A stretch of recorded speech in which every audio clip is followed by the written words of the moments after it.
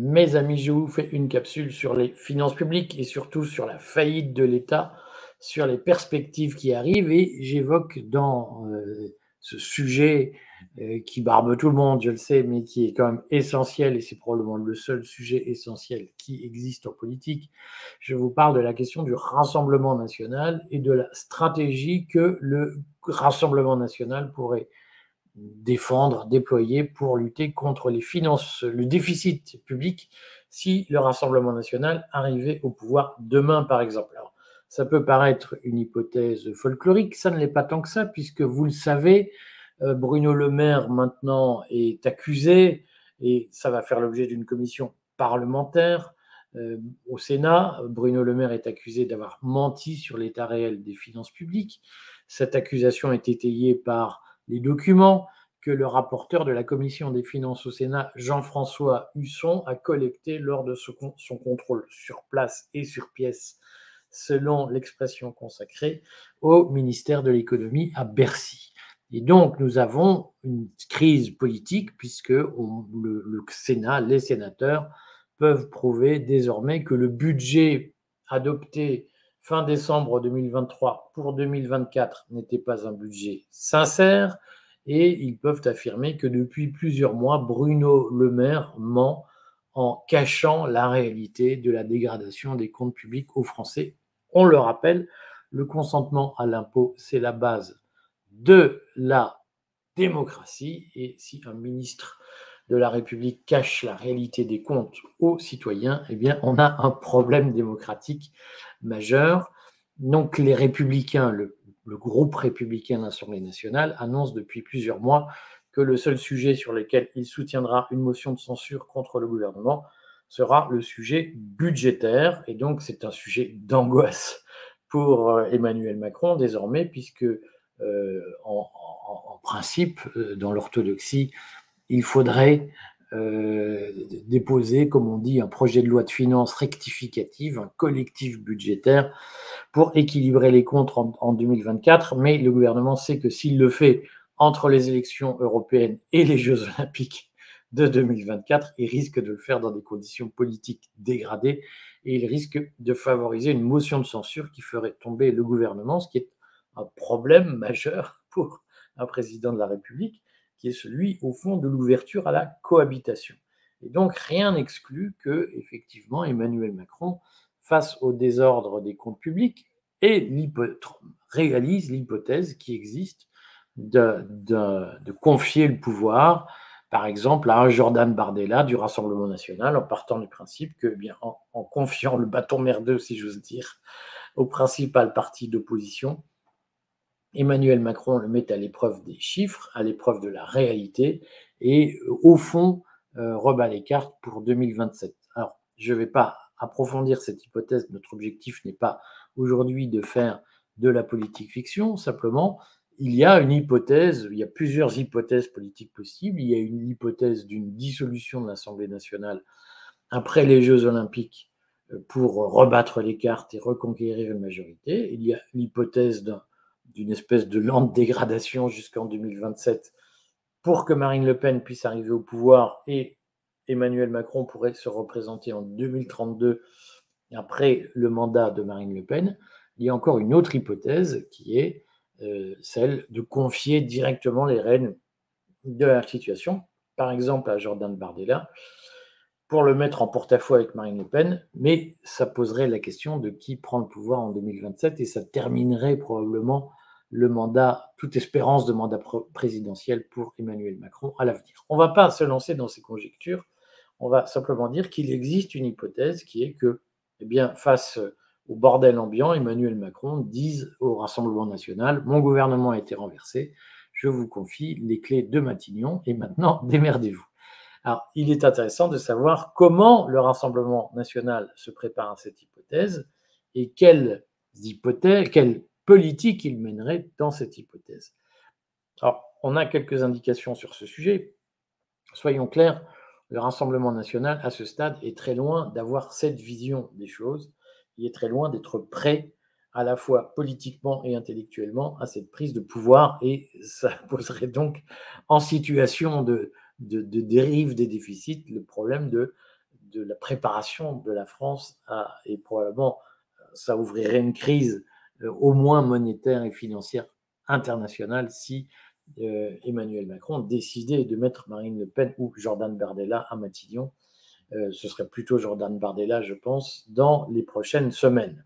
Maintenant, ce qu'on sait de la préparation du Rassemblement national à cette hypothèse, c'est la tribune que Marine Le Pen a publiée début mars dans le journal Les Échos, le journal de Bernard Arnault, où elle annonce son programme politique en dénonçant l'incurie, à juste titre d'ailleurs, du gouvernement. Et je vous ai récapitulé en quelques diapositives le programme politique, économique, financier de Marine Le Pen au 1er mars, enfin au 2 mars 2024. Donc c'est tout récent. Alors je rappelle quand même pour que vous compreniez bien les chiffres qui vont suivre, en l'état, c'est-à-dire début janvier ou février de mémoire, la Cour des comptes avait expliqué, je crois que c'était en février, la Cour des comptes avait expliqué que pour tenir l'objectif des 3% de déficit du produit intérieur brut, objectif qui nous est imposé par le traité de Maastricht, que les Français, rappelons-le, ont approuvé par référendum. J'entends souvent des gens dire « mais nous n'avons pas choisi, c'est la dictature européenne ». Tout ça nous a été imposé. On le redit, François Mitterrand avait organisé en 1994 un référendum sur le traité de Maastricht et il y a eu une majorité favorable à l'adoption du traité de Maastricht. Donc, on ne peut pas dire de ce traité qu'il a été imposé à la France dans le dos du peuple. Donc, dans ce référendum, eh bien, on a approuvé un traité qui indique que le déficit budgétaire ne doit pas dépasser les 3% du produit intérieur brut.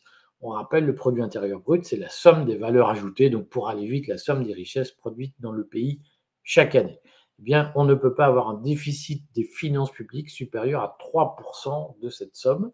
Et comme vous le savez, en 2023, nous sommes à 5,5% du PIB. Lorsque nous étions à 4,9% du PIB, la Cour des comptes a considéré qu'il fallait 50 milliards d'économies sur un budget d'environ 500 milliards, mais sur un budget public d'environ 1300 milliards au total. La Cour des comptes a considéré qu'il fallait 50 milliards d'économies sur cet ensemble d'ici à 2027 pour arriver à 3% de déficit du PIB. Compte tenu de la dégradation imprévue des comptes, puisque le déficit budgétaire n'a pas été de 4,9% du PIB en 2023, comme le pensait la Cour des comptes, il a été de 5,5% du PIB, eh bien, la Cour des comptes rajoute, certains rajoutent 20 milliards d'économies à faire d'ici à 2027 pour tenir nos engagements de 3% de PIB. C'est-à-dire qu'il faut compter entre 50 et 70 milliards d'économies par rapport aux dépenses actuelles, à recettes constantes bien entendu, pour respecter nos engagements européens, redisons-le, approuvés par référendum.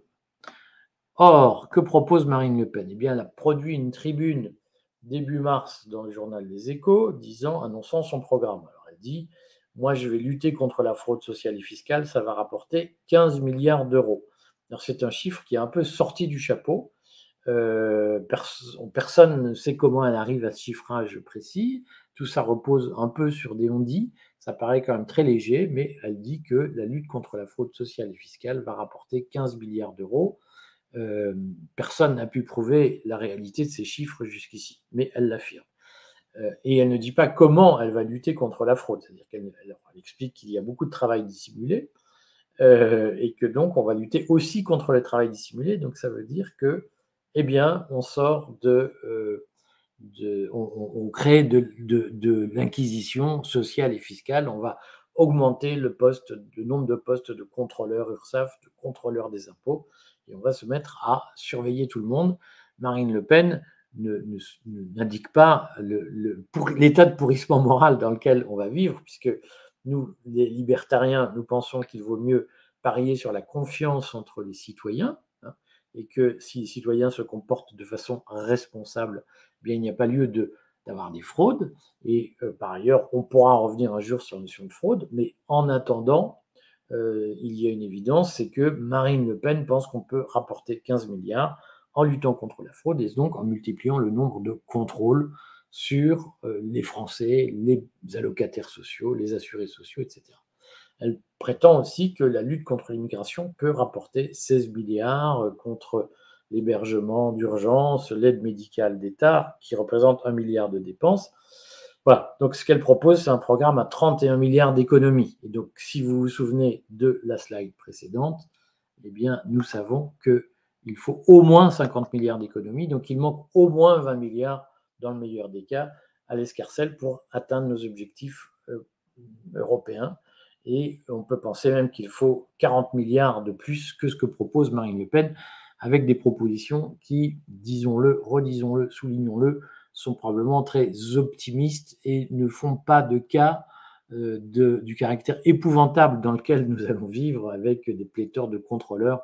Il y a un contrôleur du fisc derrière chaque Français pratiquement. Mais supposons, il manque quand même, malgré son programme, encore un effort de 20 ou 40 milliards qu'elle ne chiffre pas. Alors, ce qu'il faut dire, c'est que dans sa tribune aux Échos, Marine Le Pen a évoqué des chantiers qu'elle n'a pas fixés, qu'elle n'a pas chiffrés. Donc, elle a notamment parlé d'un équilibre des comptes sociaux, c'est-à-dire des comptes de la sécurité sociale. Elle dit qu'elle va l'atteindre, elle ne dit pas comment elle va le faire. Elle parle aussi d'interdire de financer les dépenses de fonctionnement de l'État par la dette. Elle ne dit pas quelles économies elle compte faire. Et elle ne dit pas si elle envisage de supprimer des emplois de fonctionnaires, si elle envisage de supprimer des missions de l'État. Elle n'explique pas comment elle va le faire. Ce sont des pétitions de principe, des déclarations d'intention.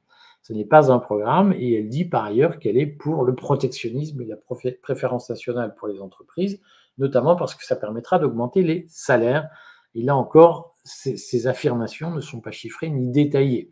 Et je le redis, bien entendu, sur le papier, tout ça permet de dire aux gens, vous allez voir, ça va être le bonheur, et puis on va raser gratis. Elle n'évoque pas les difficultés que l'atteinte de ces objectifs pose, notamment en termes d'efforts demandés aux fonctionnaires. C'est quelque chose qui est passé sous silence. Voilà.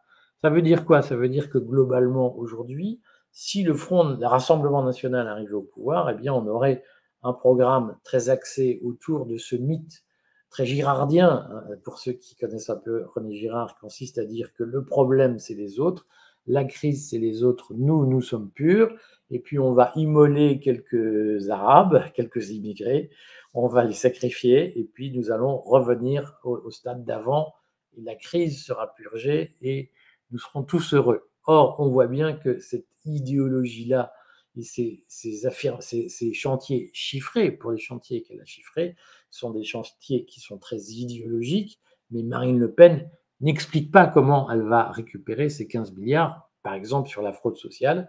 D'abord, elle ne peut pas nous prouver que la fraude sociale coûte 15 milliards. Là-dessus, bravo Charles Prats, qui est l'un des éléments du lobby sioniste, qui a été très relayé notamment par Berkov, dont on sait les liens avec Israël, qui sont des gens qui nous ont expliqué que les problèmes en France, c'était les Arabes.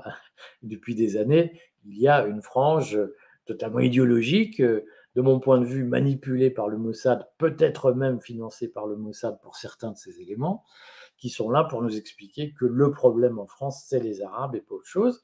Et donc, ils sont prêts à trouver des chiffres, à inventer des choses. Et donc, Charles Prats, par exemple, a fait ce calcul idiot qui consiste à expliquer qu'il y a 80 millions, je crois 85 millions peut-être, de cartes vitales en activité, alors que nous sommes 67 millions de Français, 68 millions. Donc ça signifie qu'il y a 20 millions de fraudeurs, et il a dit une carte vitale, un assuré social coûte en moyenne X, et donc 20 millions de cartes vitales bidonnées, c'est Y. Or, il faut le redire, avoir une carte vitale n'ouvre aucun droit social. La carte vitale, c'est une chose, le droit de l'assurer, c'en est une autre. Et donc, on a fait croire aux gens, et un lobby a fait écho à ça, qu'il y avait des 20 millions de cartes vitales qui circulaient en Algérie et qui permettaient à des gens de vivre sur notre dos. Ça ne repose sur aucune réalité. Bien entendu, il y a des fraudeurs en Algérie, ça, je n'ai aucun doute là-dessus. Est-ce qu'ils sont 20 millions à vivre sur le dos des Français, et est-ce que cette fraude coûte, alors au début on a dit 15 milliards, 20 milliards, 30 milliards, 40 milliards, 50 milliards, c'est une espèce d'inflation comme ça de la fraude. Tout ça ne repose sur aucun élément fondé. Tout ça n'est que l'agitation d'un fantasme qui nous permet de nous dire que le problème vient de l'extérieur, on chasse les Arabes et tout est réglé.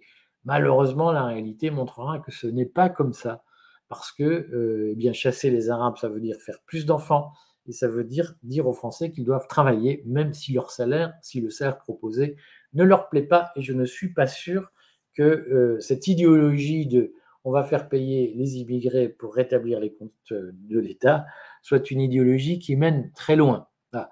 Et il faut ne pas être employeur, en tout cas, pour penser que s'il y a des Français chômeurs, c'est parce qu'il y a des immigrés qui prennent leur place. C'est beaucoup plus compliqué que ça, la réalité. En attendant, c'est tellement plus facile d'avachir les gens, d'avachir les Français en leur disant mais tout va très bien, ne faites pas d'efforts, continuez comme ça.